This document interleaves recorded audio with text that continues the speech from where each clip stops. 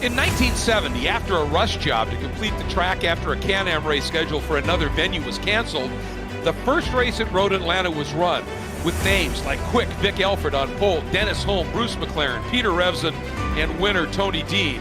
And no less a name than Sterling Moss was the Grand Marshal. In 1998, it hosted the race that would become legendary, both in its own right and as the genesis of the fabulous American Le Mans series, the Petit Le Mans. Now known as Michelin Raceway Road Atlanta, the track is still one of the greatest challenges in motorsport, brutally fast and massively consequential. And it has hosted a night showdown in the Full Send Sims inaugural esports iRacing series, round 5 of season 1 for Spec Miata. Hi everybody, I'm Greg Creamer. Great to have you with us once again. Joining me as always is Kyle Heyer. And Kyle, even before we got on the air, you and I were talking about how we were so jazzed about being able to call some racing at this legendary track. I've only been here once, Greg, and it left a lasting impact on me. Make no mistake, this is one of the greatest racetracks in North America, probably one of the greatest racetracks in the world. It's got everything: elevation, flow, big curbs, tight corners, big fast straightaways and heavy braking zones. And of course, it's changed a little bit over the years, but it still remains one of the greatest challenges in racing. Well, and you saw that little note about the gravity cavity, and when you take a look at the shot, we'll see it from time to time, where the tunnel goes underneath the track. Just on there, you see the Motul signs and the like. The bottom of that tunnel was the bottom of the gravity cavity, or the dip, as they called it. I had the absolute delight of racing there probably 7-8 times when that dip was still there, and it lived up to everything anybody ever said about it. It was the roller coaster ride extraordinaire. It was wickedly dangerous, there's no question. Just funneled you into a concrete barrier on either side, but man, it was something when you got it right. And these guys, though, they're going to have an opportunity tonight to get the rest of the track right. And believe me, the new beach and turn 10 area is pretty cool too. But you know, Morgan Burkhardt has been the guy from the drop. Rowan Gill snuck in there for a win, 2 wins in races, and winning 1 event. But Burkhardt just sort of led away, hasn't he, Kyle? And that's why he's got the big points. 156 points for Morgan Burkhardt, but one of the drivers on this list has been climbing up the point standings ever since Sebring, and that is Rowan Gill. 89 points. He had 0 after round 1 because he wasn't there, Greg. He's already up to 4th place in the standings and gaining ground on Morgan Burkhardt, but we're past halfway in the season, and it's going to take a lot of effort and maybe some bad luck for Burkhardt for Gill to get up all the way to the top of that list. Yeah, it's going to be tough, but nonetheless, you know that they're going to go after it. And Nicholas Rice-Puto, he had a really good start in the opening round. Then he struggled just a little bit and has dropped a little bit in terms of where he was capable of the points. And Beans Forrester is just always there. He and Skip Rock in particular are always just hovering around that top 5, aren't they? They really are. So we'll keep an eye on this. It's shifted and shuffled a little bit. Court Schmidt had some probably results he'd like to improve on last week at Barber Motorsports Park, so he's going to try to move up from 9th. He's got Caleb Patry just 3 points ahead of him. Caleb's another driver on the move in terms of the point standings, and Skip Rock Jr. as well climbing up the order. So really interesting to watch this battle as we continue to move on in our season. This is round number 5. Morgan Burkhardt, though, he is on top of the point standings, but he also is going to give us a preview of a lap around Michelin Raceway Road Atlanta. He's just leaving the pits now, on board with Morgan Burkhardt. Morgan, take it away, a lap around Michelin Raceway Road Atlanta. All right, well, here you go. It's just a little bit of a slower pace, but you're kind of, it's a blind corner at turn 3. You're kind of just going to, I look for the third to last stripe on the entrance curb and then kind of chuck it in using all of the curb as I can, just kind of straight line it down the S's. Through turns 5, it's cold tires, but using all of the curbs just to force feed the car rotation, as I like to call it. Use all the track that you can, kind of bounce it over everything just to get it to rotate right in between the 2 lines going into turn 6, flows the speed. Really sacrifice the entry to get the exit down a long back straight coming out of turn 7. So I purposely brake early coming into turn 6 to maintain a run coming out of turn 7 because it's the most important corner on the track and it's the best passing opportunity going into 10A. So it gets kind of special is a good way of putting it. Coming into 10 on the last lap or even penultimate lap is who wants to lead who. and just kind of figuring that out. And then 10A is about the 100 board, down 2 gears, abuse the track limits coming into it, and just really flow as much speed as it's so steep uphill on the exit. Every single tenth counts because it multiplies coming up the hill. And kind of open up the entrance to turn 12 to start a flying lap. And right now I'm just thinking about, I want to use a little bit of the old pit out to open up the entrance into turn 1. It's cambered, so you can take a little bit more speed than you really think you can through here. And I don't really use all of the track because it bogs on the exit. And coming into turn 3, third stripe, popping over the curbs, kind of getting all of the extra rotation that we think we can, and straight lining it down here. Minimal scrub, minimal distance, shifting up into 5th, braking early into 5, on throttle early, using all of the curbs to our well advantage. We need a little bit of a draft off of Wozy here, and then get a little bit of brake before turn 6. I buzzed the rev limiter a little bit because there's just not enough time to shift up. In between the first 2 lines, really getting it into the apex, using the curb to rotate more, braking early for turn 7, on throttle as early as we humanly possible, using all the run, all of the road, just get a really good run out of the corner. And I'm gonna luck out on this lap. I'm gonna get a toe all the way down the back straight. So that's pretty good so far. And yeah, like I said last lap, you really got to play which line do you take, because the over-under is really, really powerful into the chicane. So you really got to think about it while you're amidst in battle. Braking at the 100, down 2 gears, really abusing the track limits, flowing as much speed as humanly possible, getting a draft. Oh, this is good. Gonna maximize the entry, gonna not really worry about the exit speed here, because the start finish line is right there, and it's a 41.4. Well, to the top of the board again. You already were there, Morgan, but you're going to best your lap by about, I don't know, 0.7 of a second or so to P1 again, Morgan. Thanks for that, taking us through a couple laps, and we'll let you get back to work. Okie dokie. All right, man, what a lap. And I'll tell you what, Andrew Ozencroft, he was the guy that he drafted for a little bit. I think he was trying to follow Morgan up through turn 1, and he just did a huge tank slapper back there. So obviously Morgan absolutely flowing some speed. But you know, Kyle, there are so many legendary corners on this track, and we should mention Morgan's up by about 0.6 right now over Beans Forrester. Rowan Gill is third, really close to Forrester. Jordan Rixagrini having a really good qualifying run, incredibly close to Gill. And a new driver for us, I think, Nicholas Belmont, is right up in the mix as well, having a solid run. And the gentleman that we were impressed with last weekend at Barber, Olivier Piatek, up there in the 6th spot. And as I say that, Caleb Patry makes a big jump into 5th. But, Kyle, we're talking about this track. You think about it, turn 1 is one of the great corners in all of motorsports. I mean, you just attack it. You turn in on absolute faith, because it falls away right there, a little bit off camber, and you've just got to have faith that you're going to hit that little compression and pick up the hill. So the rotation you get turning in is going to be nulled as you catch that hill, and you can just run it up the top. And then you've got, some other great corners. You've got the S's, the amazing run down through the S's. I mean, look at this. It's tough. To look at this and understand that there could be anywhere else that has this, and it catches somebody out in the background there. It is on a knife edge all the way down through here.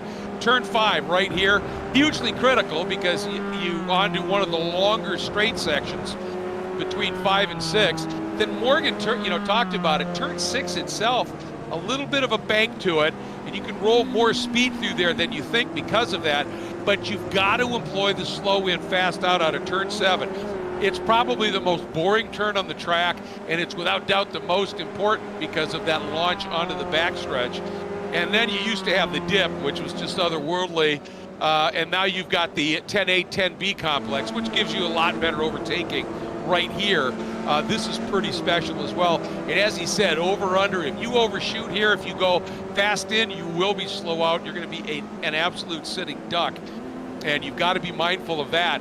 And then you still have the run now as you come through A, now B, and you get on the power because you're climbing. Here's the old turn 11, and you see that curb to the inside of the bridge abutment there? In the old days, your front tires were on that curb. We just had somebody pound the outside wall there.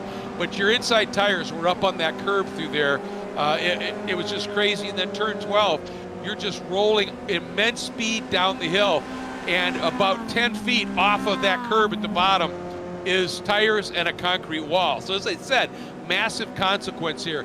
But the irony is, Kyle, for me, with all of these amazing corners, including the dip back in the day, my favorite corner on this track was the blind turn 3. It was full commitment, pitch it in there, and use the exit curb to help rotate the car. God, it was fun. And it's still fun. It's changed a little bit over the years, and now there's a gnarly curb there that kind of prevents you from getting as much error as you'd maybe like without breaking some things. But here in iRacing, the scan is circa 2010, so fair game. It is, and it was just brilliant in that era, and it just really allowed you, like I said, you could eat all that curb, and the back end would start to rotate around, and as you got to the exit curb out of 3, so drivers left, as soon as you'd feel your car, just those rear tires just start to touch that curb, you just unwind the wheel a little bit, and then you just wrap around that next corner. Here's what I'm talking about. As you come up in here, you just climb all over that curb, and that exit curb right there, back in the day, if you got it right, that was what you'd use to help rotate you. It was just an absolute thrill. And Gill has trimmed it down just a little bit and has moved now to within about a half second of Burkhardt. Still a big margin, but look at Beans Forster, only 21 1/1000ths off of Gill right now. So Morgan's got things covered, but the battle for the next 2 rows is on. We have a lot of battling inside the 142 range, 2nd through 9th, all in that 1 second range. Gill half a second off of Burkhardt, but then it's just 21 thousandths to Forster, about 2/10ths back to Skip Brock Jr., 1/10 to Rick Zingrini, then 74 thousandths to Patry, 6 thousandths to Belmont. It is very, very close up inside the top 10, Greg. And again, this racetrack with that long back straightaway lends itself to a little bit of slipstreaming here, especially in an MX-5 platform, and that means that 10A, 10B complex is going to be the most important one of all for the drivers tonight. Yeah, seriously. And the interesting thing for me was Burkhardt, Morgan, when he was calling that lap, and he said, boy, am I going to benefit here from a tow, as he came out of 7. And you can see how far up the road those 2 cars were that he still was able to get the tow from. And then he had to negotiate getting through one of the cars he was getting the tow from down through turn 12, but executed it perfectly. And I mean, boom, just throw up a huge number. So as you said, this tow is massive. When I was announcing here back in the 90s, look at that, eating that curb. And then here's that exit point you're talking about. You get right to that curb, and you use, as soon as your back tires hit that, you just straighten the wheel a little bit, and it just helps you rotate around this curb. Just absolutely beautiful line by Morgan there. And I used to call the race trucks back in the 90s down that backstretch, and I mean, the bump drafts they would do back there, you could hear them. They would just hit so hard. It was incredible stuff. So this place is special. It's so fast, Kyle, and very little of it is straight. Even the run from 7 down to 10, there's always this little bend and shift. Coming out of 5, there's that little shift. About the only spot that really seems straight is from 12 into 1. And so traffic, you've got to be patient, but if you're patient in traffic, you can lose a lot of time. But it's better to lose time than wreck. And this is a track that requires extraordinary focus and discipline. And you certainly can crash here. There's a lot of places where you can find yourself in the tire bundles. You mentioned turn 12 earlier. Yeah, you got about 3 feet of grass, and then it's gravel and tire bundles. Turn 1, if you drop a tire off at the curb on driver's left, it's a long ride, but it'll take you straight to concrete. And same thing in the S's. It's really one line through there. If you get side by side, you better really trust the guy next to you, because if you touch, you're both going in the wall. Well, exactly, and you're transitioning side to side so much at this track, but all of those transitions are coming at significant speed.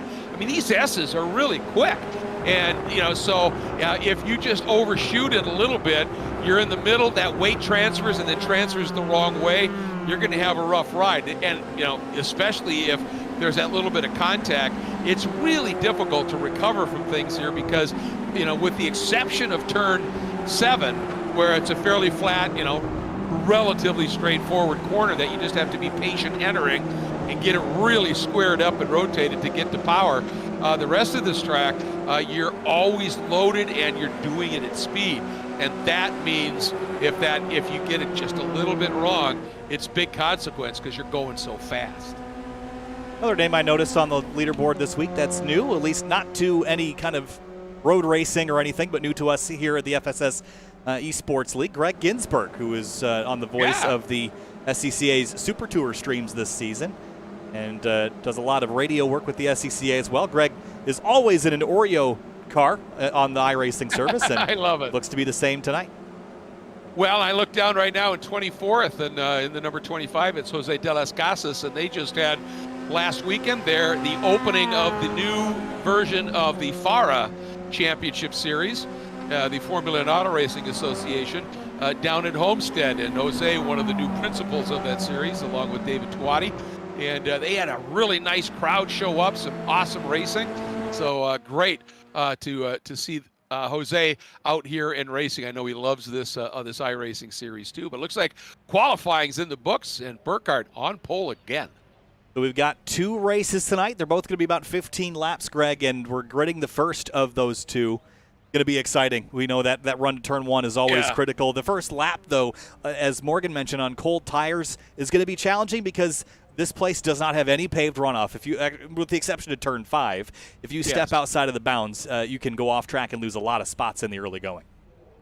Yeah, I mean, obviously we talk about these cars being momentum. This track with its speed is a massive momentum facility. So you have any kind of a discontinuity in that momentum, it's going to hurt you. There's no question. And turn 1 is always a big one here at the start because for the outside row in particular, if you're trying to stick around the outside on those cold tires, the line's not as grippy out there, and it's such a fast turn, coming even from a rolling start, it'll catch you. So it's really crucial to just stay in your lane, in your line, get sorted up through 1, 2, and 3, and through the S's, and then start to go racing. We'll see if they can live up to it here. But tell you what, this is going to be absolutely phenomenal. And again, Burkhardt and Gill sharing that front row, although Gill a little late arriving, it looks like. Yeah, he's got about 30 seconds left, but let's start rolling through our starting lineup here tonight. On row number 1, Greg, it's going to be Morgan Burkhardt in the number 40, and Rowan Gill in that 174, assuming he gets to the grid in time to go racing. Boy, have they put on some duels this year. Starting in the 3rd spot, Benjamin Beans Forster, the number 23, and Skip Rock Jr. in the 32. They too have had some fabulous races. Row 3, Caleb Patry, the 998, moving up in the points, moving up in the qualifying order. P5, Jordan Rick-Singrini starts alongside him in the 108 in 6th. I think that might be Jordan's best qualifying effort of the season. Well done. Newcomer to us, the number 15, Nicholas Belmont, starting in 7th, and Olivier Piatek, who was so impressive last time out, starts in the 13th, or the 8th spot in the 13th. 9th place, Jordan Butler in the number 72, and Brennan Horn in the number 45 rounds out the top 10. Starting in the 11th spot, Charles Boley in the number 28, joined by Jeremy Fletcher in the number 69. 13th place is Chris James in the number 5, and Gianni Mauro in the number 17 starts 14th. Starting 15th, it's Andrew Wozencroft in the number 80, and Max Schweid in the number 98. Felix Borodady starts in 17th, the number 56, and Christian Rice-Sputo 18th in the 26 car. And starting in the 19th spot, driving the number 27, it's Carlos Mendana, and in the 20th spot, Seth Spolman in the number 42. 21st place is Jason Myers in the 88. Court Schmidt rolls off 22nd in the 172. Starting in the 23rd spot, the number 7 of Greg Ginsburg, as you mentioned, and Jose de las Casas starting side by side in the number 25. 25th place is Enrique Tomeo in the number 10, and Stephen Blethen starts 26th, the number 50. 27th spot, the number 66 of Derek Marcos, and Jim Friedhofer starts 28th, the number 89. 29th place, Carson Neal in the 117, and Luis Milares in the number 08 starts 30th. Greg, there's only one driver left on the order. That is Rich Green, who will start in 31st. All right, big field on a 2.5 mile, 12 counted turns track. This one is one of the great ones. I think we're going to see some absolutely great racing today. And you take a look there, the air temp, very pleasant, 74. Track temp, not too bad, 83 degrees.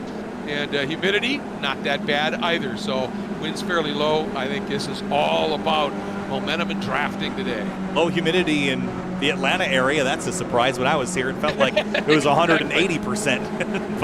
And it was only 75 degrees or so, but we were all soaked by the end of the day. But the Georgian red soil plays host to this 5th round of the Full Send Sims Spec Miata Series. Greg, these cars have a setup that makes them drive like the NB generation Miata that's used in the Spec Miata Series in real life. So it's a little heavier, a little slower, but a whole lot of fun. Absolutely, and you mentioned that red Georgia clay. When you see the dust flying, you know somebody's had it off. And whether you're, it's on the car, on the tires, or if you're a corner worker on the bottom of your worker's outfit, you've got that red Georgia clay there. It stays forever. Here we go. Race 1, we're green. And Morgan Burkhardt using that inside line, noses ahead just a little bit. Piatek pops to the outside in the back.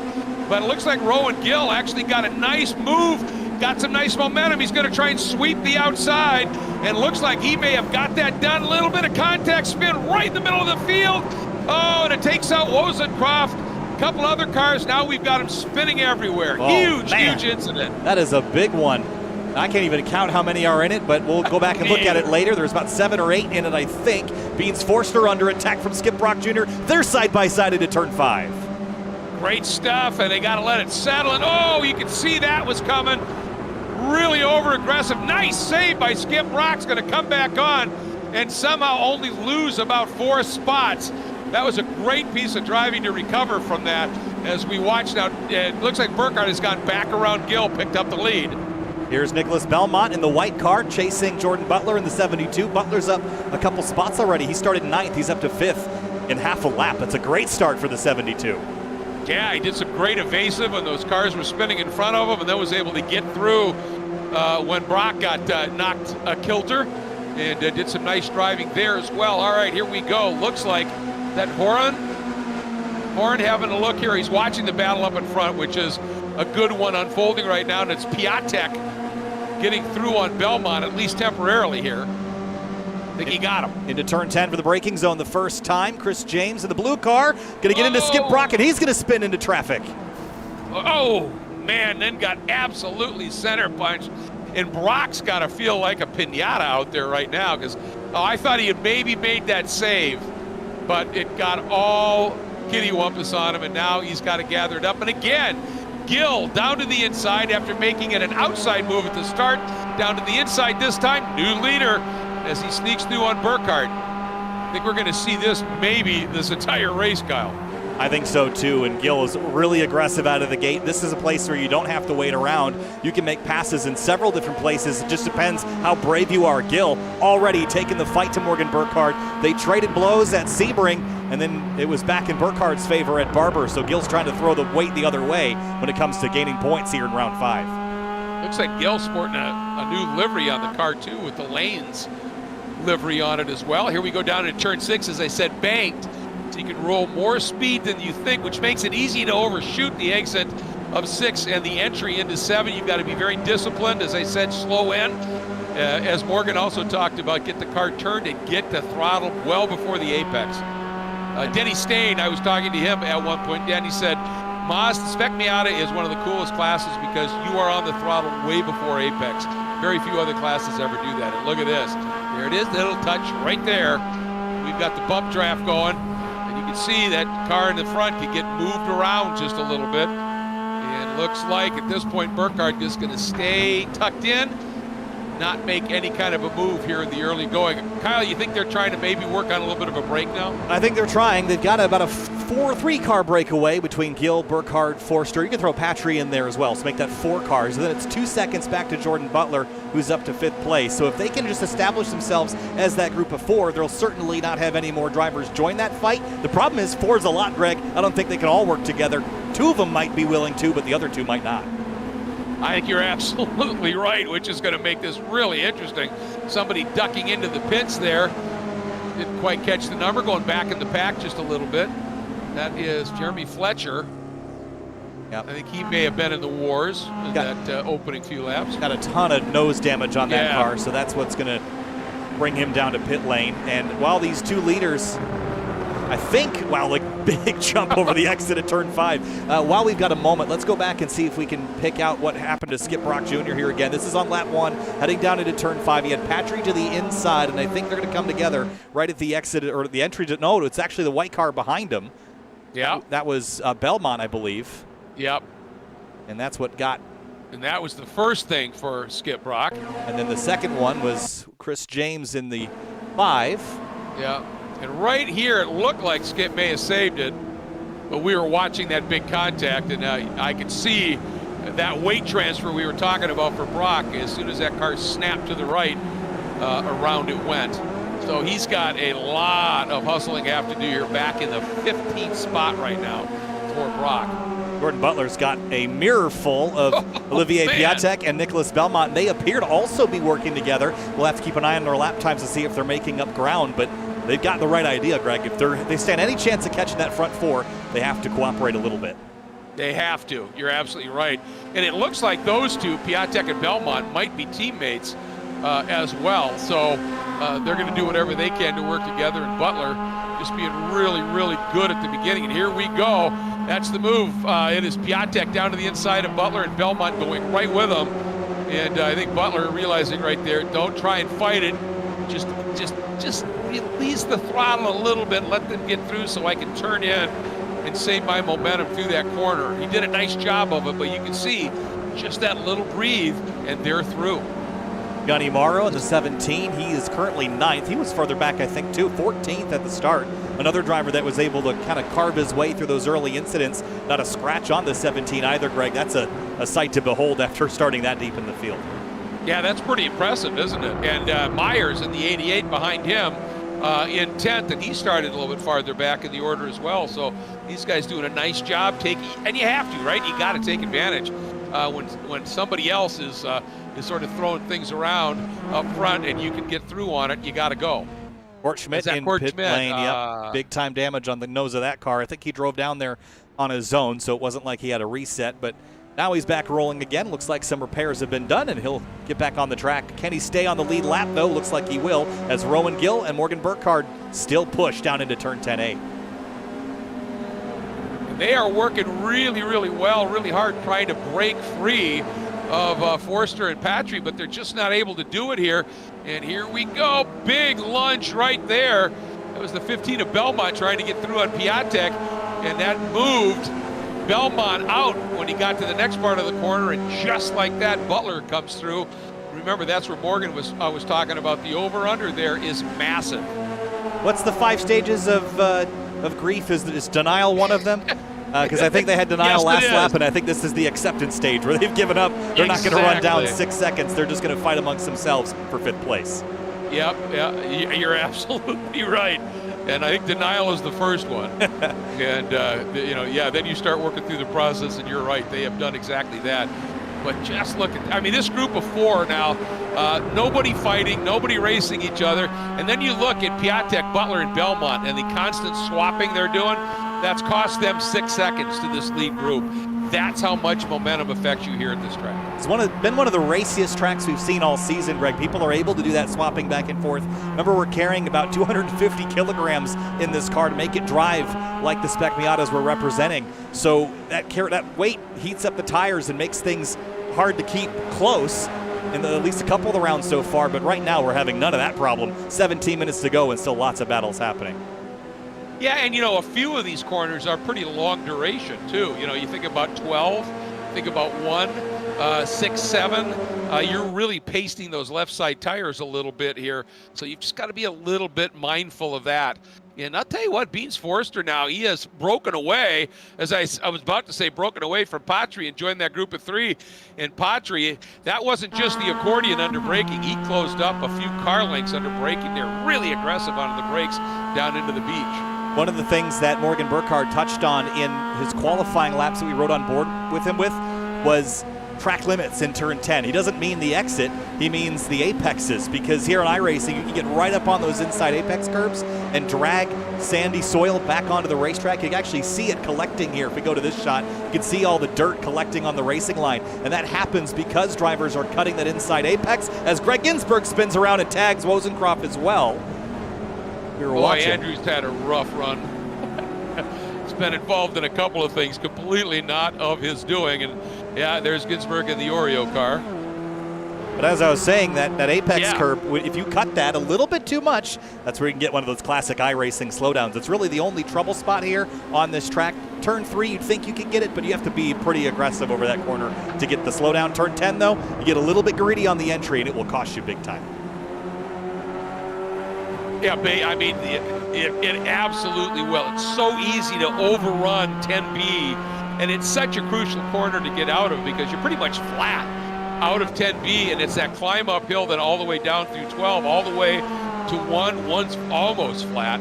So if you're bad out of 10B, you're bad for a large percentage of this track in terms of your pace. Just watch the centers of these cars when they get down to 10A, how much they're going to hang out over the curbs on the inside. Watch Burkhardt here. Well, that time wasn't that bad, but in qualifying, he got really the center of that car over the inside edge of the curb, and that's basically the limit here in iRacing, and that's when you got left sides in the dirt.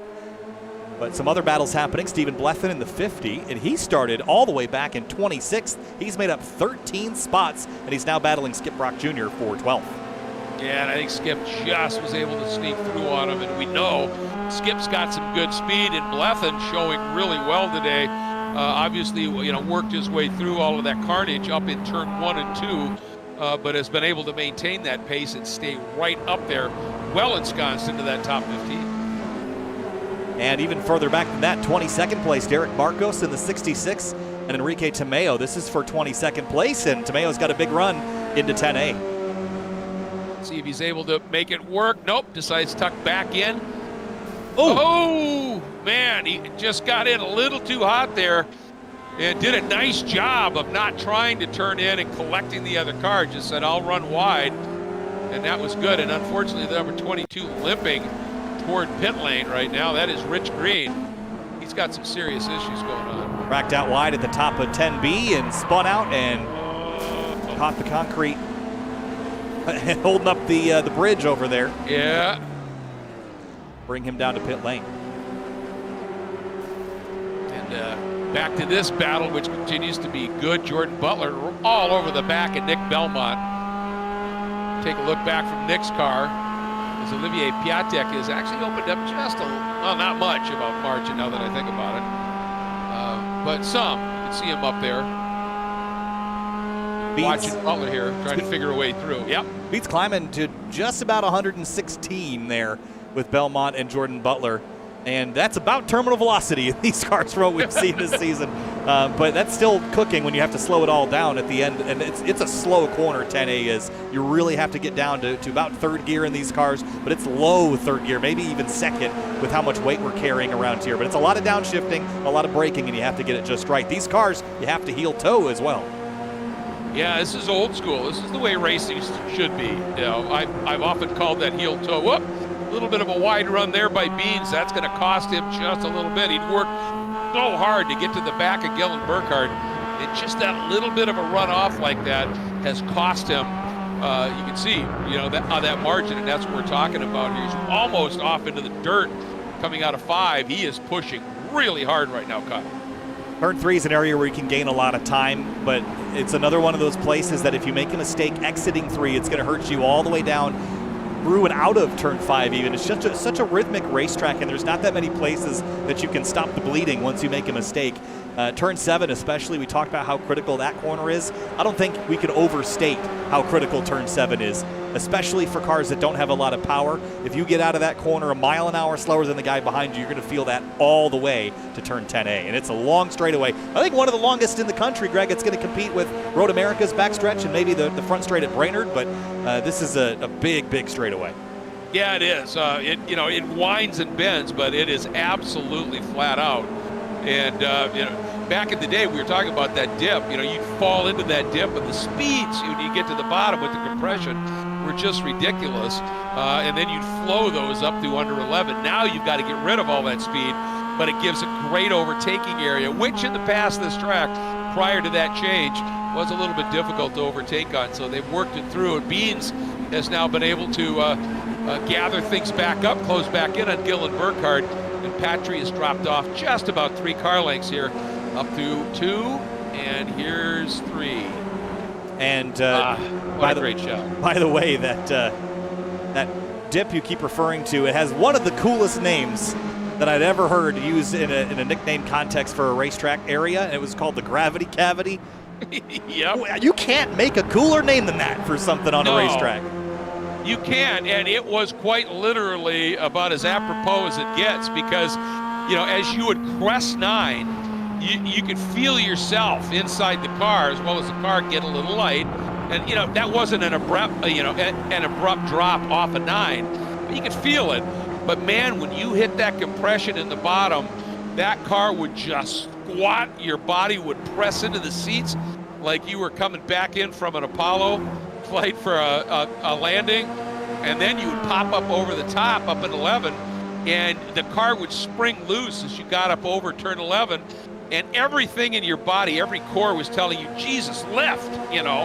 And what you had to do was actually squeeze the throttle to get the back to plant just a little bit. It was something else. Morgan. A remarkable piece of racing. And new leader. Yep. Well, For maybe. Here comes Gill back to the inside, right against the inside grass through turn 11. That was wild stuff. Now side by side through 12. This is going to be really dicey on exit. And where does Forrester go? And he goes with Morgan Burkhardt. And now you're going to see Gill. He's going to be a little bit trapped here. But look at him just out deep him down into 1. What a nice piece of driving by Gill. And some lap traffic on the horizon as well in an area that's tricky to deal with it. That's in the S's. Dumping curbs through 3, and Morgan Burkhardt tucks back in line behind Rowan Gill. It's like he never went anywhere, but they spent half a lap side by side. There's so much that unfolds here, and then, and if you're not paying attention, it's like, oh yeah, nothing's changed. Oh yeah, it did. And I'll tell you, for Patry, he tried to stay the outside line all the way through turn 1, thinking he might be able to do something into turn 2. It didn't work, and here we go, Burkhardt showing the nose again, and Patry had a bad angle as a result into 3, and you can see where he sits now. He's lost a lot of ground, and that wasn't because of the lap car. 8.5 minutes to go, working lap 10 of approximately 15. I think it's game on from Morgan Burkhardt's perspective. They have grown a 7-second gap back to Olivier Piatek, so it's just going to be between these 3, maybe those 4. Here comes Morgan again to the inside, and this is where Rowan Gill's going to get all that practice playing defense. Yeah, absolutely, and I think one of the reasons that we're seeing this kind of aggression by Burkhardt down into turn 10 where there's still a lot of time to go is he sees traffic in front of him, and he would much rather, I think, be leading through traffic. But look at Gill saying, not going to happen that easy, my friend, and floated lots of speed through there and was able to defend. But, you know, as Morgan said, generally it's not up until the last couple of laps that you want to maybe think about going for the lead in 10. The one caveat to that is if you see a group of traffic, sometimes you'd much rather lead into traffic. Through turn 1 at 95 miles an hour cornering speed. That's crazy, especially if you miscalculate it just by a little bit, you're going to go wide.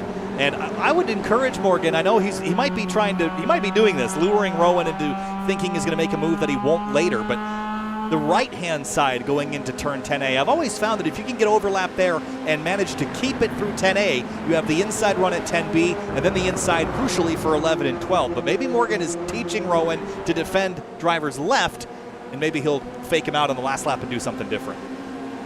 I mean, that absolutely could be. And, you know, the only thing, whenever you try the outside pass, obviously, you've got to have an awful lot of confidence. Oh, this might be a move where Burkhardt pinned Gill to the inside a little bit, gets a better drive out, didn't have anywhere to really go with it.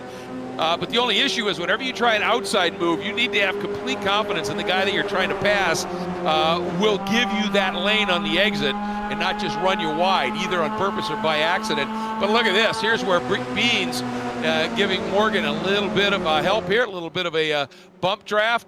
And are they both going to be able to clear Gill, or is he going to stay with it here and try and get back down to the inside of Beans? I don't think he wants to lose touch with Burkhardt. Oh, man. Oh, look at that. He's going all the way down to the inside, almost tried for the full lead.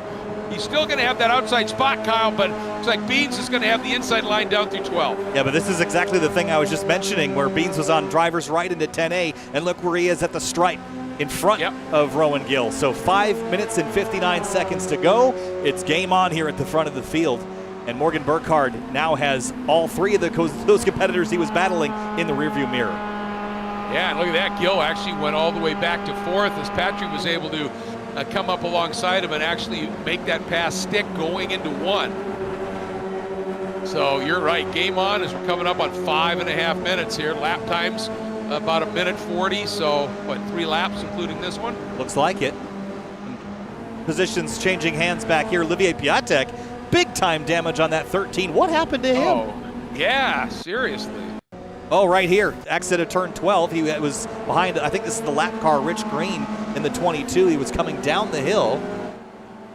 And the 22 goes to the inside, and Piatek turns in, gets tagged, and then yeah, there's the real impact into the concrete. Yeah. Well, that concrete has seen some massive accidents over the years. Here's Here Gill. we go, Gill now coming up on Patrick, trying to get by him and maybe get back into this battle again for the lead here, and he's able to sneak through. Patrick tucks back in. And he's about a half a second back, which is a sweet spot for getting a lot of slipstream. Yes. And look at how much more braking he can apply into 10A when he's not directly following somebody. So often you're braking early to kind of stay in line, but when you're not playing that game, when you're trying to make up ground in the braking zone, Gill is able to take about, well, took 2 or 3 tenths out of it on the entry and lost it back on the exit, but now it should be about, well, this time might be 3 to go. Short laps here, Greg. We'll see how it pans out. Yeah.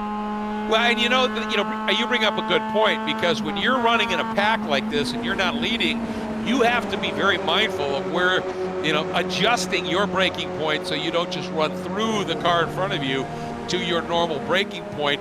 And the other thing, folks, if you're not really familiar with this style of racing, look at what Patrick's got to be doing there sitting in fourth. When these guys are all together, he's driving through 4 windshields, to really see what's going on. So, with this track, as I said, it's constantly changing direction.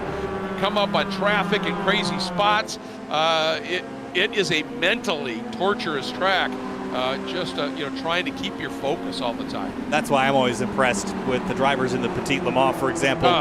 In the real world, or even here in iRacing, I've seen it on the digital side, how much work it is. It's exhausting to bring an LMP2 around here at 1 minute and 8 seconds a lap or whatever it is. It's fast. Oh, it is. And with traffic, when you've got GT cars, you think about Le Mans, and Daytona, that's just 24 hours. That's just long, right? Sebring is physically brutal because of the pounding. But there is no race in the world, save maybe the Bathurst 12 hours, I'll give you that credit, where the mental fatigue is such as it is at the Petit Le Mans, and that is down to the track. Oh, late move on the brakes. Gill, able to get it done, or does he? No. He had that car skating around, and you can see the momentum loss. And up to the inside comes Patry, and Patry thought about forcing his way through and then realized that could be not a good result here. Watch this. Patry with this big run, and watch Gill just kind of comes over to cover, and Patry can't squeeze it down. He put 2 right sides in the grass. He tried, but there just wasn't space. Not there, not yet. Yeah, he wanted that. But then look what that now has done for Burkhardt. Just those little exchanges, boom, 3 car lengths.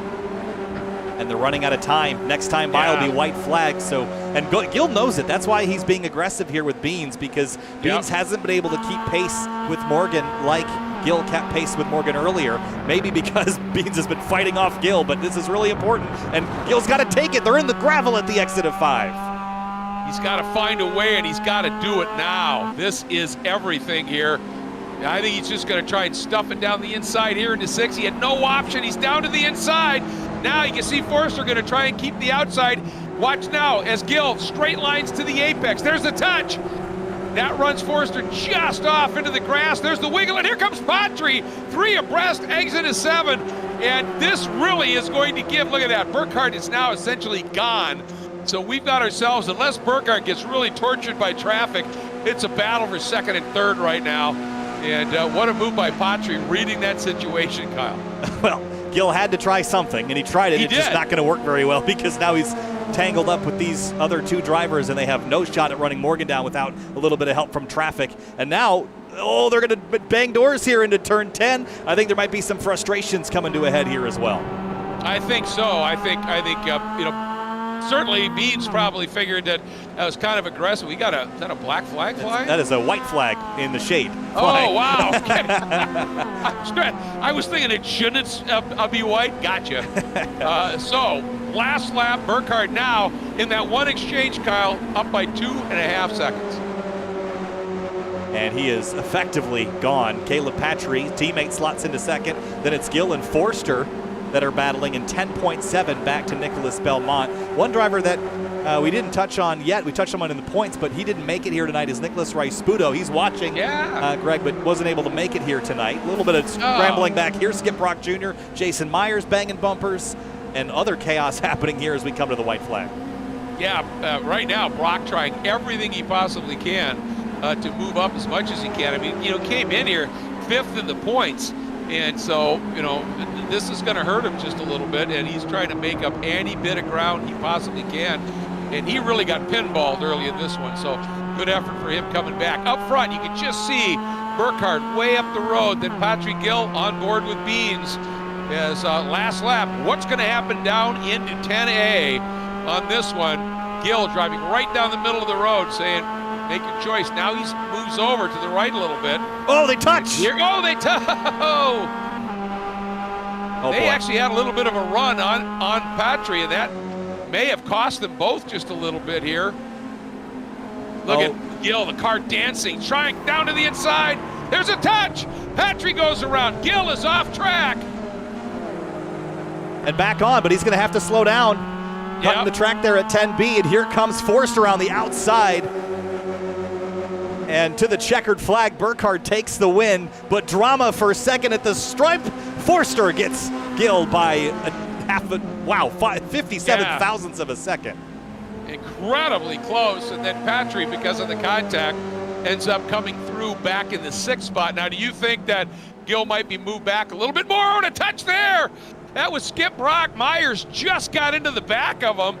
You can see Myers' car doing exactly what Gill's car was doing in the braking zone when the front end was just hunting under braking, and he couldn't get it squared up and turned and just ticked into the back. And that's going to give the number 80 here an opportunity. He's down a ways, but going to see what he can do. Car's off in the grass. Woo! What a finish. Yeah, I was going to say, woo. Yeah, I would not want to be the stewards tonight, I can tell you that. No. Now, Gill's time for now seems to stand.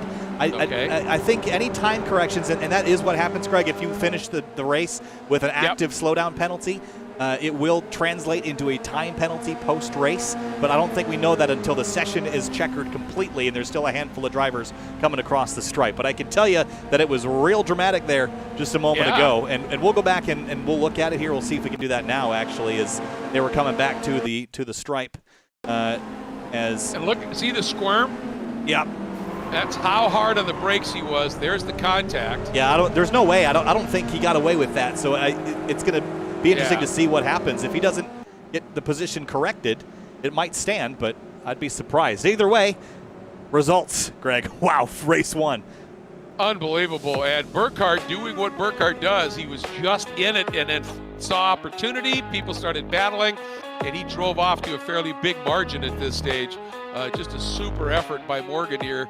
And, then obviously the racing behind him was just fierce. But nonetheless, a great run. We're waiting to find out about Gill, whether that's going to stand. But, I mean, everywhere, the battle at the end between Myers and Brock was absolutely fabulous at the back end of the top 10. Certainly was. It was great racing. We do have a guest with us tonight for this intermission period before we get on our second race. It's Andrew Benna, one of the stewards for the series. Andrew joins us now. Andrew, welcome to the broadcast. Race one, wild here at Michelin Raceway Road, Atlanta. Take us through this series, how it kind of got put together, what the goals are, and what we can look forward to. This is a series that we're going through, and we're having some live stewards coming through, watching all of the races to help control some of the chaos and help provide some education. We're looking to add to our team as always, and looking to allow people to have fun and make some great memories here on iRacing. And we have a little bit of a program that we're looking on trying out. If Kyle, you want to talk about that? Yeah, so I guess I mentioned in a previous broadcast that there is a way that if you set up some cameras, you can basically place virtual corner stations and have flagmen basically radio back to race control all the different flag conditions around the circuit in a digital context and kind of use that as a training tool. And Andrew, it sounds like that's going to be implemented, or there's a plan to implement that in the future. Yes, so we're hoping on going through one of our long-term projects that we're looking to roll out is to have people on corner stations. We'll have you'll be provided with the camera angles that you're going to be covering for that night, and maybe, just maybe, we'll be getting you a VR headset and being down there on the corner. We don't want to go through and replace getting that real life experience. We just want to go through and help provide some additional training for people who may have that little bit of an bite to get out onto a flag station, or to who just want to go through and try something a little bit different and supplement their real life experience. Well, and I'll tell you what, Andrew, one of the things, I'm still a corner worker. I love doing it. And there are two really important components to corner working. One is observation. And, that's your job, is you're the eyes and ears of race control. And so learning what to be looking for, what to be watching for, what race control needs to know, that's all massive. But the other part of it is, and, in the real world application, is being safe. And understanding where you need to be looking when there's traffic coming, so that you're not going to be involved in something. And there, sim training, whether it's for driving, whether it's for Apollo moonshots, putting people on the moon, the fact that it's now available to help you learn the nuance and the safety aspect of corner working or corner marshaling, I think this is just mega.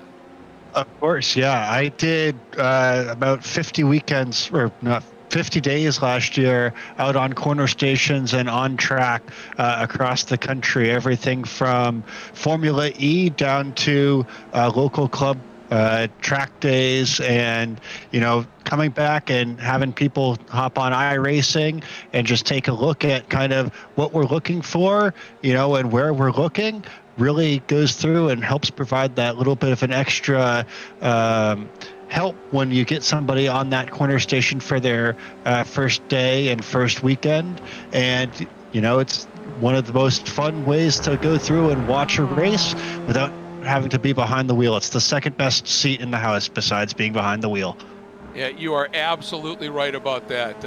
Corner working is just an absolute joy, but you are out in harm's way a little bit. So having this advanced experience before you do your first appearance on the track, a live track, is invaluable. And then if you continue to do this to hone your skills a little bit, same thing as driving. You hone your skills on a corner work as a corner marshal, you're going to be more astute, more able to do the job, just like you are, as you're behind the wheel. So I think that idea of Kyle's and the application that you, Andrew, and the FSS stewarding team are thinking about is just superb.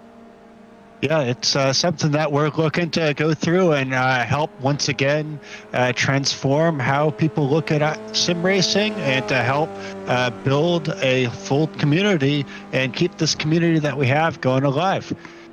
Yeah, absolutely. Got to ask you quickly, what did you think about the move at the end by Gil and the contact with Patry being one of the stewards? We got you on the spot here. It went through and made for a great show. I absolutely love the response. Yeah, when you're done stewarding, I think a political career is in your future. Hey, always something. I love it, man. Thanks so much. Thank you, guys. Thank you, Andrew. Getting gridded for race number 2 of the night, and while we were kind of waiting to get our next race on, here's an idea of what a corner station spot would look like here in iRacing. This is down right after turn 4 on the run down to turn 5 here, Greg, and I'm not in virtual reality, can't turn my virtual head at the moment, but you can actually set up controls in iRacing with just an Xbox controller and be able to look around and zoom in and all those things. I hope someday iRacing will add a feature to kind of manually flag. I think that'd be really neat. You can do that from a race control perspective with full course yellows and things of the sort, but not yet on a local configuration. But I think that'd be a really neat feature. It's certainly a great plan for it. But Greg, before we get into this, we've got a lot of partners and people that make this all happen. 3P Logistics and Full Send Sims and more. Take us through that before we get rolling here. Yeah, absolutely. I mean, obviously, Full Send Sims, this was their idea. And owner Court Schmidt, extensive background in military simulation and participates in real-world racing. Obviously, he runs in these races. And FSS builds custom turnkey racing simulators with both real-world racing and simulation training in mind. Absolutely great. 3P Logistics, owner Frank Rodriguez, they do logistical support for you, your family, your race car. They'll do everything from booking flights all the way to figure out a way to get you home, and they do tailored trackside support. Final Turn Motorsports and Rob Greenwood, full service prep shop, trackside support, dyno tuning, Miata tranny builder, and driver development from licensing to pro level racing. And remember, season awards, the top 3 at the end of each season will get trophies. P1 will get a direct drive wheelbase, P2 will get a set of load cell pedals, and P3, recently announced, will get a choice of either an H-pattern sequential shifter or a 2-year iRacing paid subscription. And just remember that all Full Send Sims admins and instructors are not eligible. So if you're out of the top 3, you still might have a shot at it. Now, Morgan Burkhardt joined as an instructor after the first couple of races, so he's eligible for this first season. But otherwise, don't give up, man. You've got opportunities here. And you can also do one-on-one instruction sessions. Full Send Sims is offering them. Just go to fullsendsims.com.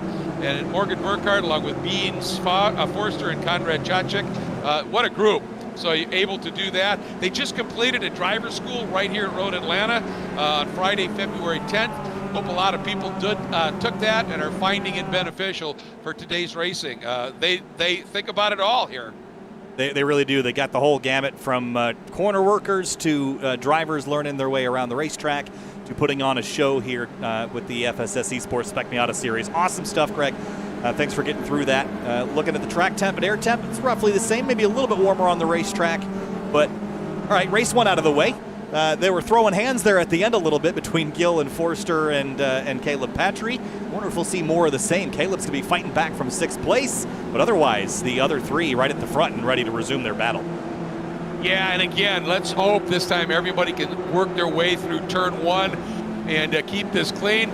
Beans able to start from the outside of the front row. We saw Gill take advantage of that at that first start and make it around the outside and into the early lead. Let's see what happens here. Belmont well placed as well. Again, Burkhardt looks like he gets the little bit of a jump, and there it is. Contact in the back. Those 2 cars, if they stay off to the side, we might be okay. And this is going to be interesting. Forster trying to work the outside as they climb the hill. Not sure what's going to happen up to the top. And it's Burkhardt and Gill actually able to work around Forster, and it looks like Patry sneaking through as well. Butler right up in that mix. What a start. That was a wild one. Morgan Burkhardt leads the way down to 5, but Rowan Gill back into 2nd place. Now, Rowan learned some things last time around. He knows that means Forster isn't willing to play ball with them. Caleb Patry got caught up in all of it, so they're going to take those learnings and apply them to this race. I think we might see some different dynamics with those 4 at the front of the field. I think you're absolutely right. And Belmont has lost his partner. Remember, he and Piatek had teamed up, and Piatek well back in the order now. So, maybe Belmont and Forster will work together, but Belmont may be on a mission of his own here. And right away sticks the nose down to the inside here. That's Olivier Patek, and he realizes I've got to make up some ground here in a hurry, trying to get underneath Morrow for 13th. Didn't get it done. Big dive up there at turn 7. You can make a pass down there, but you got to be real desperate because it's going to really ruin both of your runs onto the back straightaway. So it'll open you up to losing more spots than you can gain there, and usually it's better advised just to sit behind and maybe make a run into turn 10A. But early opening moments, everybody's looking for everything they can get. Back up to 4th place, Beans Forster has pressure from Belmont, and Beans has to be careful here in this early going because those front 3 already establishing a little bit of a gap. Yeah, and he's really going to want Belmont and just say, come on, bud, just get in behind me, bump draft a little bit down the long back straight. Let's try and catch these guys. Then the gloves can come off in a few laps, and let's see what they're able to make happen here. And behind the 15 of Belmont, Butler, Horn, Brock, Myers, all these guys aren't that far back either at this stage. And there's Brock swinging it way wide, gathered it back up again, trying to get through on horn, couldn't quite get it done. Yeah, he's looking to just redeem himself because he ended up finishing 9th in that first race, which really wasn't all that bad, but he just kept turning into the ball. Sometimes you're the bat, sometimes you're the ball. And look out, Brendan Horn almost hit a home run and almost went out of the park there at turn 5. Yeah, and somehow was able to hang on to it, didn't lose a whole lot of ground. That was an impressive recovery. But yeah, you're absolutely right. Brock in that first race, he was a Pinata and somehow still ended up well up into the top 10. So great recovery drive, just taking that red mist and just using it as a motivator for speed and not letting it get the better of you. Impressive stuff. And then the 88 of Myers there in the 9th spot. And behind them, the 117 of Neal, first appearance up into the top 10. Gianni Morrow ended up coming down pit lane in race 1 right towards the end. There's Olivier Piatek in the 13. These two are the ones that were side-by-side a lap ago at turn 7. And look at this, side-by-side again, a lap later. And this time, ooh, so close. Is Piatek going to be able to get through? He's got position on the inside. And it's all going to be a matter of, and Gianni says, yeah, I don't want to mess with that. He was thinking about opening it up and then trying to come back underneath, but Piatek just flicked it beautifully and got the weight transfer to perfection from the load on the right side to the left. It got a great drive out of turn 10B and up to 11. Beautiful job there. Felix Borodati in the 56 past Carson Neal. That's a spot for 10th place. And Court Schmidt, a lot of damage in race 1. Started 18th in this one. He's up to 12th. And has 2 spots ahead of him. That's top 10 position if he can get around it. Remember where he was the last couple of rounds, was running very, very well inside the top 5. Then at Barber, things went upside down. He's just trying to get some momentum back. I think that's exactly right. And the opportunity here, as he said, he's been watching, I'm sure, Borodati and Neal have been just slamming on each other. So he knows there's some potential there. But the problem is he's also got a very hungry Piatek behind him. Morrow and Friedhofer, they're all ready to get after it here as well. Actually, Friedhofer's back just a little bit. 5-car fight for 10th place, though. Look at this. Big dive. They're almost 3 wide into turn 7. Court Schmidt slams the door of the 56 as they came through 7. Drivers fighting for everything they can get. And Piatek now with a big run. Where does he go? Looks like he goes and tries to team up behind the 56 of Borodati. And this is Morrow now decides to go with Court. Going to be interesting to see just what happens here. There's that little bump draft, and that might have been enough. As you can see, Court now starting to come up along the outside of Neal. Boy, they are 3 abreast, heading down. Oh, and there's a touch. Ooh, big hit and spin. Oh, Greg Ginsburg swerves out of the way, almost collects Carson Neal, but that car is absolutely destroyed for Carson. Just got hooked on the entry to 10A. And into the concrete he went. That will be night over, unfortunately, as we go back to this lead battle. 4 cars. Again, Burkhardt, Gill, Patry, Forster. Just pick a different order because every lap you look, they're in the same way. Well, it looks like Forster decided the best option here was just to try and open up a little bit of a margin back to Belmont. Not worry about him working with me. Just try and get to this group up front. And every once in a while, I've said it before, sometimes the best defense is a good offense and just drive, get after it here. And he's caught that group. Question is, will he bring Belmont with him? It's about 3 seconds behind these guys back to Brock, so it's a 5-car break right now. I know that we're about an hour and a half north of Atlanta, but it feels like we're in Daytona Beach right now. I know the 500's on Sunday, but all the drafting and slipstreaming and 3 wide we're seeing. I mean, they should just put up some more banking and cut out some of the corners and go oval racing at this stage. Well, yeah, for the effect that it's having, but oh boy, did you cut that shot beautifully, as that was Borodati getting tagged by Morrow and having to go around big time. And both of them will suffer from that one. And for the lead, Gill is all over Morgan Burkhardt, and just like last race, they're kind of playing ball now. It was, I think, about 8-9 minutes to go that Morgan started advancing on Rowan Gill. We'll see if Rowan plays the same game this time. And it was positions changed, obviously, because Gill, you led early, then Burkhardt went to the front, then Gill got back to the front, and I wonder if Gill is now saying he's going to try and play the Burkhardt card. And look at this, as Olivier Piatek sneaks underneath Schmidt, picks up that 10th spot as we hop back on with Court. But whether Gill is just going to play the waiting game and just do everything he can to try and keep Patry behind him. Remember, Burkhardt and Patry are teammates. And that will be helpful. because your teammate might not resist passing you, but he certainly will help help you to get, wow, where am I going with that? To help you not get passed by other people.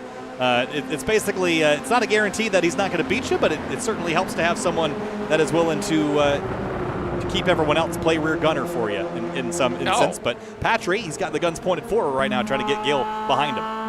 Yeah, it's always nice to have that wingman, that helps you and obviously believes full-heartedly that if the time comes, you'll be there to help him. And if you've got that kind of relationship, pays big dividends. Here's this crucial corner, riding on board with Patry, and you can see rolled a fair amount of speed. I'll tell you what, though, Morgan Burkhardt is magic through 7, isn't he? And it's a critical corner. We talked about it earlier. If yeah. you can be great through 7 and everyone else is just good, you can basically delay their slingshot pass on you, and that's pretty critical, because if you're at that threshold of 3/4 tenths of a second where you're just outside of the range where they can make a move on you by 10A, and you can just get that extra little bit in 7, you're going to prevent that pass, and that's critical for Burkhardt. Well, I do remember, folks, that this is a Spec series, and in this case, and a big move here by Patry. This is going to upset Gil's apple cart a little bit here. See if Gil's going to stay with him around the outside. Nope, just tucks back in. It's a wise move. Let's see if he's going to try the counter move here. He got a great run, but here comes Forster. He got that big draft, and believe me, they're going fast enough through 12. You get a toe. Oof. Wow. Oh, he slid so close across the rear bumper of Rowan Gill at, I think, Mach 2. And there was a little bit of a sound bubble burst there as he slid across the rear bumper. That was close. I wouldn't be surprised to see a couple scratches in that Mazda Speed in the back of Gil's bumper if you look close. Man, that was incredible. But look what all of this has done. Guess who's right with him again? Belmont. And he's a wild card. Sitting there in 5th. He's a wild card because he wasn't there in race 1, and now you throw that extra variable into the equation, and now who knows what this is going to look like with these 5 battling. Yeah, and he's got pace, and look at this. Gil, it just seems to maybe have gotten off his rhythm a little bit. Forster coming up, thinking about an outside move into 6, couldn't get it done there. And Gil rolling throttle here, and Patry up front, opening it up. He's just chasing Burkhardt. And this is extremely dangerous for Gil and Forster and Belmont to have the 2 teammates paired up like this, because they are just going to get into that 2-car tango, bump draft, and drive away unless Gil can keep touch. And I think Gil is the only one that's going to keep touch with Morgan Burkhardt and Caleb Patry. We saw what happened when Forster got up there in race 1. He just wasn't able to keep touch with Burkhardt, and Morgan drove away, and it was game over. There's that lead group of 5 behind them. Brock Butler and Horn having a really good scrap right now for the 6th spot. There is the 32 of Brock. I think he's pretty delighted to have a little bit of room in front of him and a little bit of room behind him. So he's not going to have somebody just out of nowhere careening into him at this point. And he's going to try and throw down some laps. And there they are. And then behind them, this battling is fierce indeed. That's James and Race Budo. Holy cow! Holy cow! What was that? Was wild. Yeah, I think he just badly overshot. He made the pass attempt here, got in too hot. Watch it here. Looks good there, but then no. Gave it all up on exit. That was an impressive move by Race Budo to plan that out and be able to dive up underneath him when he made that mistake. And you know what? That shot, that replay you just showed, defined. Oh, what was it, Groff? That's the big ride in 1 you're talking about. They did a nice job to not let it spin and get into the wall. But that shot you were talking about, that defined fast in, slow out. Jason Myers around at the exit at turn 5. And he was in the top 10 when that happened. There's some more drivers that I thought they were turned around, but I guess they were in pit lane. Let's have a look at what happened to the 88 here. And I'm going to imagine this is just tracking out wide at the exit of 5 a little bit too far. That's typically what we see happen here. Oh, right on entry. Yep. Yeah, you get loaded in if you are still on top of that entry curb as you turn into 5, right at the backside of the curb, it drops off a little bit, and the car pogoed a little bit, and around it went. Well, I'll tell you, Belmont is in this right now. He is there. Keeping pressure on Forster. Yeah. Well, and that's, we talked about, the first race, he was showing some impressive speed. He hasn't run with us before.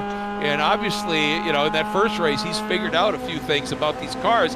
The other thing I wanted to mention, and, Kyle, you can, even add to this, obviously. But, you talk about, these cars are all set up to run in a certain way. They're full spec down to the setup. And so everything on these cars is equal. So getting back to Burkhardt getting out of turn 7, if he gets out of there 1 to 2 miles an hour better than the guys behind him, he carries that margin for a while because the guys behind him don't have extra power. And they're at that deficit. Eventually they'll make up, that by the toe. But as you said, if you're a little closer, you might be able to make the pass. But when he gets out of that turn 7 as well as he does, it really makes that pass into 10 pretty difficult sometimes. It does. The only thing that you can adjust on these cars is the brake bias. It's the only thing that iRacing will let you adjust on a fixed setup. Can't adjust, really there's not really much to do on this car in the first place, if I'm being honest. From the factory, we've put some weight on it and reduced some power, but you can't really adjust spring rates or anything of the sort. Those are stock, but you can adjust brake bias, and that might help you in the braking zones, just putting a little bit more rear brake in it, relying a bit more on the rear of the car to slow it down. You're not going to get a rear lockup condition like you get on a non-ABS car, so I think a lot of the fast drivers will do that, as Burkhardt and Patry are so close, and I think they're starting to hurt their own pace a little bit, and Gill is right back here, and we're almost to game time here with 11 and a half minutes to go. Yeah, and again, Burkhardt got that run out of 7. It wasn't as much, and so Patry actually caught the toe and had some good speed. And if they weren't teammates, Patry may have tried to just duck down the inside. But since it was a teammate up front, I think he recognized, no, it's better for us to just run line astern here and try and open things up a little bit. But Gill is showing an absolute tenacity here, saying it happened last time. I'm not letting these guys get away. They've opened up a half-second gap back to Beans Forster, and Gill sees that gap behind him, and this is a time to go, I think, because you have at least one opportunity to try a pass that isn't going to work without losing third. Because if Forster's right there, you try to make a move and you can't get it, you're probably going to lose a spot to Forster. So while that gap is there, try to at least move up into second. You don't have to get Burkhardt yet, but put yourself back between Patry and Burkhardt, and you eliminate that advantage of them being teammates nose to tail. Yeah, I was just thinking that, exactly, is, take the risk and try and slot through, split those two guys up, because as you said, you're not really going to be under attack from the back. And that might be what he's doing, because again, Burkhardt got out of 7 incredibly well. Patry didn't get the run, and now here you go. Gill's got the toe, and it's all going to be about car placement here. You can see Forster there in the back. All right, Gill showing the nose. Does he have any kind of an overlap? We've seen him be diabolical on the brakes. That car just starts dancing when he's got that nose pinned. He's through. Can he hang on to it now and not get past on the exit? Beautiful job by Gill. He's got to still survive 12 here. We're on bide with Patry, and it looks like he's going to be able to make this one work. And guess what? Got a lap car up in front as well. And they only lost a couple tenths of a second to Morgan Burkhardt in that exchange, which means that Gill is still well within the drafting distance, which means that next time into 10A, he might be right back on the bumper of Morgan Burkhardt. Well executed pass, got a big chunk of apex curb at turn 1. Not a place where you really want to touch the curbing, and Patry is right back on him as they head into 3 with that lap car up the road. Yeah, when you get that apex curb at 1, you can see how it unsettles the car, and you've just got to sort of put everything on pause for a second. And this is where you can lose huge time. You get caught in the S's here behind a car that's, not on your pace, and it can really cost you time. We've talked about that in terms of as Burkhardt is able to slip through now in the Petit Le Mans. When you're in a fast prototype and you get stuck behind a GT car, it's just brutal here. And Gill, sensing a little bit of an opportunity to close things up a little bit, wanted to get that pass made and did. And that car recognizing there's a pack behind you, let's let them all through. But, that's where you can lose chunks of time at this track when you get trapped down through the S's. But you still have to exercise, Kyle, a little bit of discipline, because if you just finally say, I've had enough, and you try and stuff it down the inside and you touch, both of you are wrecked as you pinball between the barriers and the S's. It's like taking the S's at VIR and turning them perpendicular to the ground. You're just heading straight downhill. It's single file. Exactly. You can't get side by side. I recently did a league race in an LMP2 at VIR with a GT3 field also, and I learned really fast why multi-class racing doesn't happen at VIR, but it does happen here, and the S's are almost the same, provided the S's here at Road Atlanta drop a couple more stories. Yes, indeed. And no, it's a really good point. And, it's one of those things that's anathema to a race car driver's patience. And you got to be willing to give up a little bit of time and not wreck. And at the same time, though, it's really difficult to do that. Here we go. Up into 2, make the turn into 3, eat that curb. There's that exit curve, straightens the car out a little bit, down to the S's we go.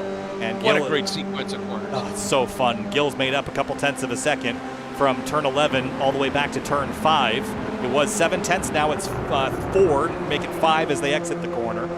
But he's still hanging tough with Morgan Burkhardt. He's going to have about 4 laps to go next time by, and he's going to know that. He's already counting them down in his head and planning that racing chess. Where do you want to move next? It seems to me that he gets a lot more rotation, Gill does, in that car. Ooh, for the first time, Burkhardt, a little error. You can see the big dirt track he left there. So that may have hurt his exit speed a little bit. But I'm watching Gill when he turns into 3, turns into 5, even through 6, that car really, the back end comes around. So I don't know if that's just he's really got the bias back a little bit to get that back end to rotate. Not sure what's going on there, but Burkhardt's car just looks a little bit more planted. A little bit of a gain for Gill on the brakes. He's been really good on the brakes into 10.8. He's given up some time on exit, but I think the time he's gaining down there is making up for it, at least when he's trying to pass people.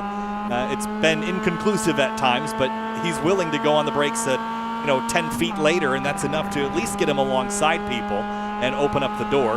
Can't do that if you don't get alongside him. 6 minutes to go, and Gill is now 3 tenths back from Burkhardt. Yeah, and as we saw, that was that last lap through turn 7, Burkhardt running a little bit wide, and that gave Gill the opportunity to close in just a little bit. I thought he may have closed in a little bit more than he did, but look, Burkhardt through here. I mean, that car, it's pointy, but it's not loose. You know what I mean? And this is where I've been seeing. Watch Gill here. He turns it. Now there it wasn't so much. He used a little bit more of that curve, but I've seen that car, the back end, just stepping out quite a bit. Well, you talk about pointing. It's really just the ability for it to change direction, but all cohesively. And I think a lot of that in a car like this is to deal with weight transfer, because you can make the car point in any direction you want at any time. It's a Miata. Just add some throttle and some steering input, and it'll go wherever you ask it to. But to do that properly with the weight on the nose and not lose the rear is a real challenge. It's a simple car to drive and pretty hard to master. If it was easy for everyone to drive and easy for everyone to master, we'd have a lot more cars than 3 in this front pack right now. It's just, it continues to be a challenging platform to race because there's intricacies to how you go fast, and a lot of that is to deal with weight transfer. Well, we've said it before, haven't we, Kyle? Racing is all about applied physics, and the thing is, you can weight transfer it, but if you get excess weight transfer, that can stall momentum. And so you've got to always, everything's done. Jackie Stewart used to have the bowl he'd put on the hood of a car with a ball in it, and that was the momentum circle, he called it. And you've got to always be mindful of that. You want that ball on the outside edge of that circle without going off the circle, or way down on the inside. Oh, and look at this. Burkhardt floating a little wide. Gill thought about it, but you saw him just tap the brake because he realized if he went for it, he might end up in contact there with Burkhardt. But game on here as we're under 4 minutes. Yeah, next time by will be 2 laps to go, and you saw Burkhardt track out just that little bit wide. Gill touched the brakes to stay in line behind him, but Burkhardt is a little bit behind in his steering inputs all the way from that mistake. He's not going to lose any more ground, but you saw him kind of a little bit behind where Gill was pointing the nose. Gill was ahead of him in the steering, and he was behind him on the track, and that tells you that Gill is ready to pounce. Yeah, and Morgan's clearly aware of the pressure, let's say. Boy, he gets through here. Look at that. Let's see what happens on the exit. And, he just, from apex out on this, that's one of Gill's better runs through there. But look at that. It's still 2 car lengths. I mean, Morgan, he understands. Get out of 7. That's the important one. And here comes Patry. Is he going to work with Rowan here? Is he going to push him? He will. I'm surprised by that. I would have thought that he would ditch out to the inside of Rowan Gill, go for a spot, and maybe just dispatch Rowan because he's the biggest threat to Morgan Burkhardt's lead into 10A. Gill caught Patry off guard there a little bit onto the brakes. Here they go up the hill, 10B. Let's see what kind of run Gill got. Pretty good one there out of 10B. Burkhardt, it's only a car length between the two of them here. And down through the wickedly quick turn 12. Use all of the exit curb. Traffic up in front. 2 to go. And there's the move by Gill. Down to the inside. Stuffing it down to the inside. He's through. Burkhardt tried to stay with him on the outside. Ends up floating to the curb. And look at the move underneath. Right there, Patry to the lead. That was wild. Oh! Turn 1. Gill got up on the curb to the inside of Morgan, pushed him out wide. Patry took advantage of both of them and drove to the lead. And look at that. Beans Forster, who had dropped off by, 3 seconds or so? He's part of this battle once again. That's how quick it can change. And that's twice now. We've seen Patry read traffic beautifully. And did it in the first race, and that one was a classic. If we're marking Roman numerals, I think we've etched an entire wall of opportunities that Gill has tried to create for himself, but it just hasn't worked out. It's got to be so frustrating time after time after time again. Everybody's in the dirt at the exit of 7 trying to carry speed. Yeah, they know it's just everything is on the line right now. And the question is, do you want to try something down in 10 on this lap? And try and lead the entirety of that final lap, or do you want to ride in second and do something on the last lap? And Gill got a nice head of steam, pops to the outside. I don't know, because Burkhardt's going to fill that gap immediately. And I don't know if Gill was thinking, I've got too much speed to not go. He's going to try the outside, gets into the dirt. Car's going to snap around, then contact with Forster, and around Gill goes. And he may have made that work if he didn't get those rear tires in that little bit of that dirt you've talked about, that red Georgia clay, get dragged up onto the track. Oh man, Gill again on coming to the white flag is going to drop down the order, but now it's a battle for the lead. Patry defending from Morgan Burkhardt. Burkhardt goes down the inside. Patry tries to cross him over, just punts him in the rear as they head up the hill, but Burkhardt's got it back, and Patry's going to have to get real creative to get back by his teammate. Yeah, and it's going to be interesting down into 10 here, because we know how good Burkhardt's getting out of turn 7. But Patry now, they may be teammates, but gloves are off. And he is just going to be glued to Burkhardt here through the S's, up into 5. Burkhardt got that front end with that tire, really hammered that curb, but managed to carry the speed, opens up a little bit at the exit of 5. That was massive. That run through the S's and 5 was huge for Burkhardt. Only half the lap left for Morgan Burkhardt, and this one, it looked like it was going to slip away from him, but then it all came back all of a sudden.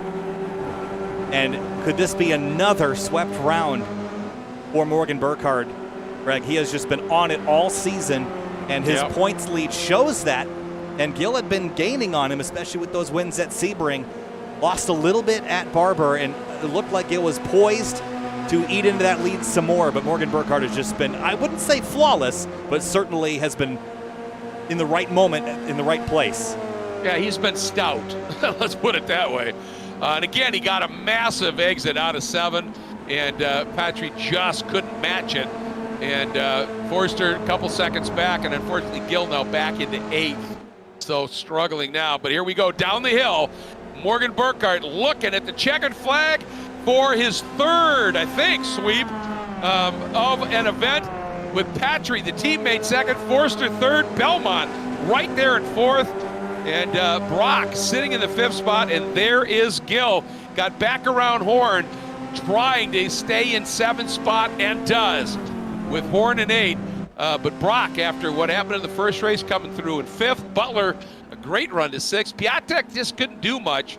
Ends up in 9th, and Court Schmidt up into the top 10. And coming back to the checkers, Jason Myers is 3 seconds back, but Schmidt hangs on for P10, Greg. Yeah, nice run.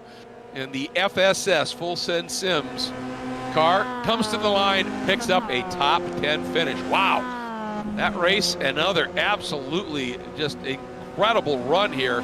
And I mean, just fabulous racing, no question about that. But Burkhardt getting another weekend event sweep. I keep saying weekend here. I'll get used to that yet. Wow, just impressive stuff. Beans Forster, solid third. Belmont, he's impressive. I hope we see a lot more of him. And then Brock rounds out the top 5, Kyle. Jordan Butler brings it home in 6th. Nice solid run for the 72. Rowan Gill down in 7th again. Disappointing end to both races for the 174. Had the right idea there, just didn't play out. Brennan Horn 8th. Olivier Piatek 9th. And then Court Schmidt wraps up your top 10, Greg. And then 11 through 20. Some of these drivers still making it back to the checkers. Rich Green, Seth Spolman.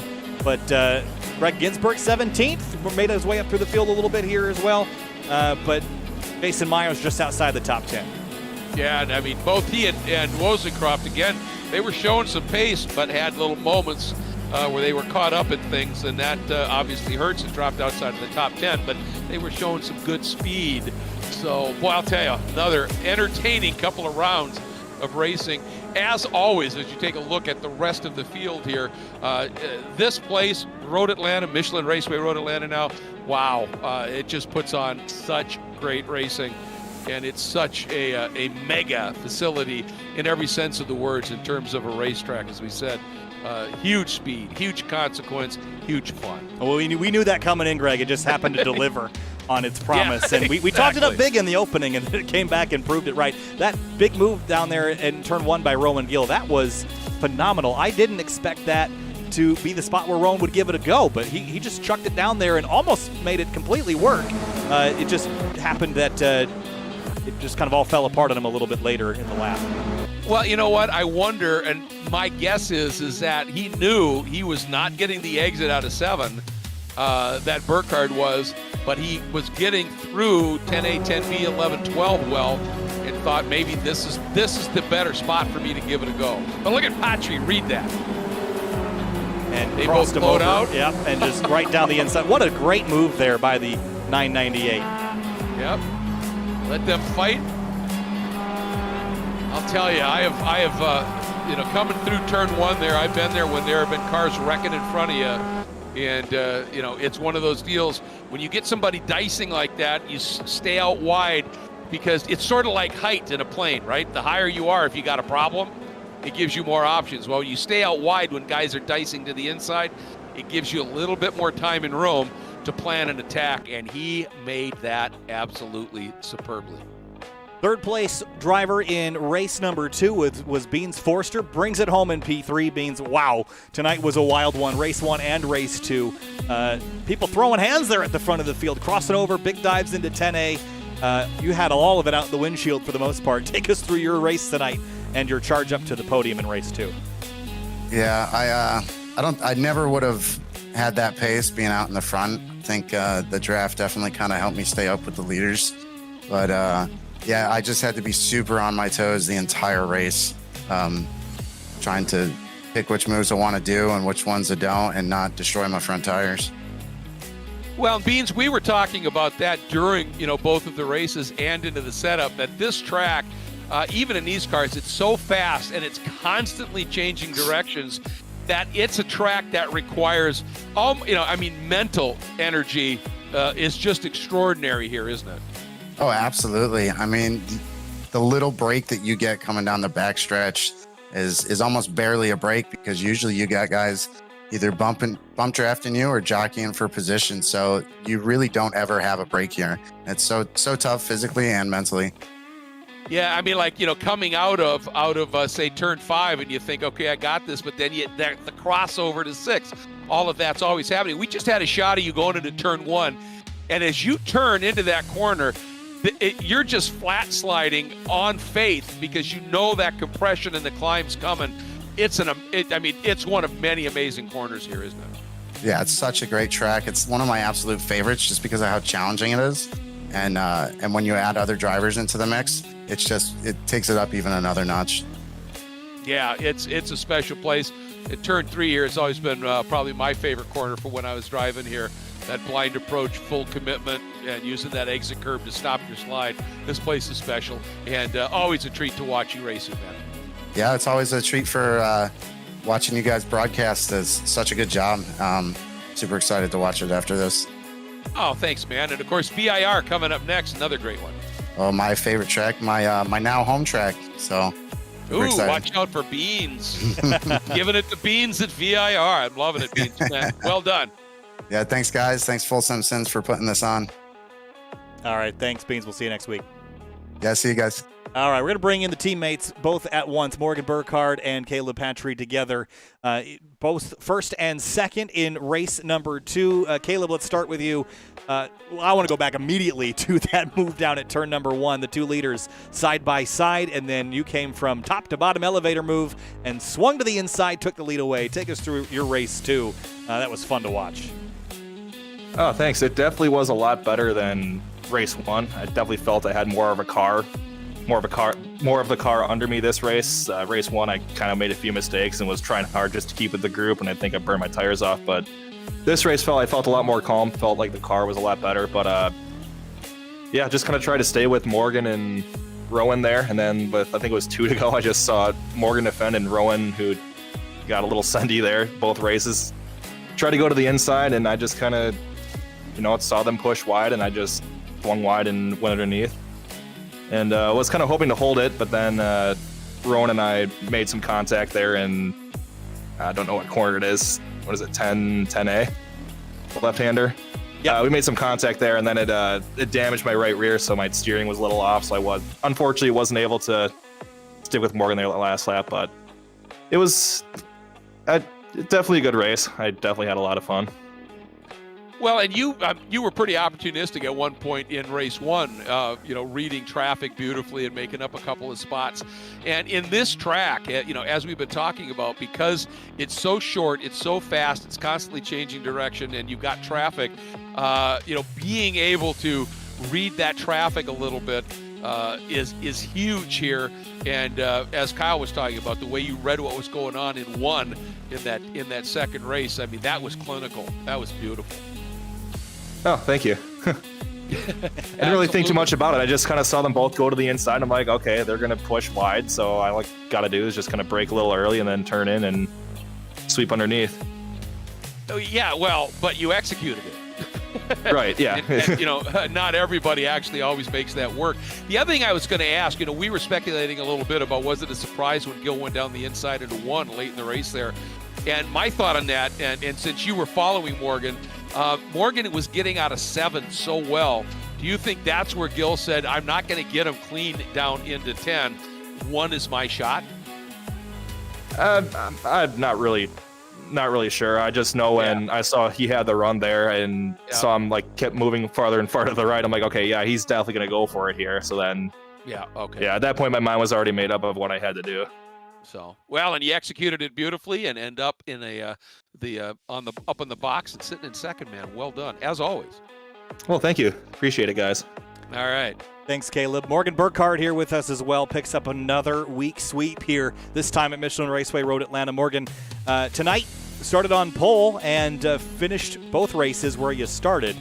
Pretty wild night, though, in terms of the first race and the second race. A lot of it was in the rearview mirror, though. Take us through what you saw and how you were going to deal with Rowan there once he got by you there, or once he tried to get by you down there in turn 1 in race 2. Well, it was definitely pretty wild tonight. It was difficult. Halfway through the race, I was just like, no clue who's going to win. It could be any of us 5 or 4. I didn't even know how many were in the train. But the race 1, Rowan wanted to take the lead, so I was just like, all right, you can go lead. We'll try and bump, and I can analyze his line, where he's fast, where he's slow, and kind of just let the race work itself out, because I really don't want to be leading towards the end of it. And it ended up working out in race 1. I didn't really want to go back any farther than third. And with race 2, towards the end, I kind of led all the race, and it was really difficult because I had to go out and lead and not really let people get within 3 or 4 tenths while still saving tires. So after lap 5 or 6, I had to back it off a little bit because I could feel the tires starting to slip a little bit, and managed to keep it for a while. And then in turn 1, with 2 to go, I just kind of tried to make the move look really unenticing, but I left just enough room, and fair play to him. He made a good move, and he got up the inside, but we both pushed wide a little bit, and Caleb, beautiful move. I mean, really, really well done to just undercut the both of us. But I noticed he had damage and he was kind of loose through corners, so I got the run in turn to 1 and was able to go around him after that because his car was really loose in the right-hand corners. I mean, it went around the corner really well, but anything that was a left-hand corner, it was really sketchy. So got pretty lucky with that one. Well, the other part, sometimes you make your own luck, and it seemed to me that you were the king getting out of 7. Every time we would watch you come out of 7, you'd pick up a car length or 2, if not more.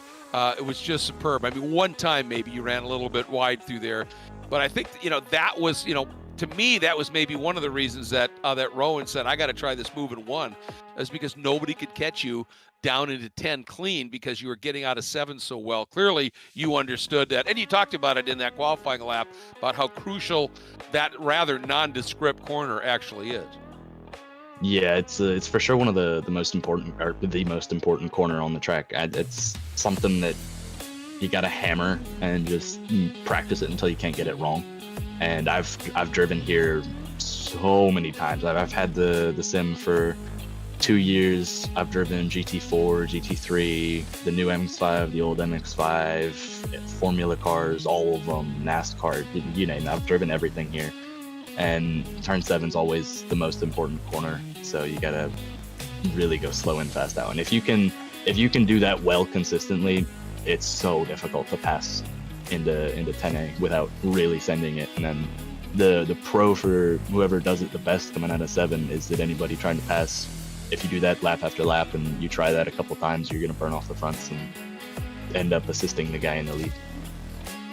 Well, I think that's exactly how it played out. So you clearly understand the racecraft here, and as always, man, just a treat to watch you race. Just just having your understanding of what needs to happen, and then the execution that you're able to put together, and doing it all with what appears to be some relative calm. But as Kyle said, if you just look at the deal, pole, win-win. But what happened in between all that was absolutely phenomenal racing. And another great job, man. Well done. Thank you very much. I appreciate it. Clearly, Kyle, whether it's Sims or real-world racetrack, nothing like seat time. Nothing like seat time. And again, that's one of the benefits of something like iRacing is you can get in an MX-5 and then 5 minutes later be sitting in an 800 horsepower stock car or a 700 horsepower lightweight LMP2 car, for example. There's really no limit to the things that you can try, the things that you can learn in a sim like this. It's really, really neat, Greg. But what a great round of racing here. I love this track. We came in knowing it was going to be good, but I think that even exceeded my expectations. I think so too. I mean, we knew, like you said, that this track has potential for so much, and boy, I mean, it at least lived up to it. I think, as you said, it exceeded it. And the interesting thing to me is, we go to VIR. That's the place Paul Newman has always said, if there was a heaven on earth, it's VIR. Another really, really challenging, fun track. So that should be good. A little bit longer, a little bit more leg to it, but still should be great. But as we wrap things up here, I do want to say, just in case you haven't caught on yet, Full Send Sims, we're pretty high on those folks. And we were just talking about how much you can learn from sim racing. Well, Full Send Sims built incredible custom turnkey racing sims. This was their whole idea, setting this up. Remember, they offer real-world trackside sim rentals. If you're racing at an actual racetrack and you need a little bit of track time, you can do something there as well. So, keep that in mind. Also, a big thank you to 3P Logistics for all of their support of this championship, and the fact and the support that they also do for racers at the track as well. Final Turn Motorsports, same deal, full service prep shop and their dyno tuning, their front running chassis builder, and they take care of driver development from licensing all the way to the pro level. If that's the journey you want to take, you've got a path. And again, a big thanks once again to Full Send Sims. A huge thanks as always to Kyle. Man, I enjoyed calling these with you so much, and this one was especially fun. Looking forward to VIR, and to everybody tuning in. Thanks so much. We'll see you next Thursday night from Virginia International Racing.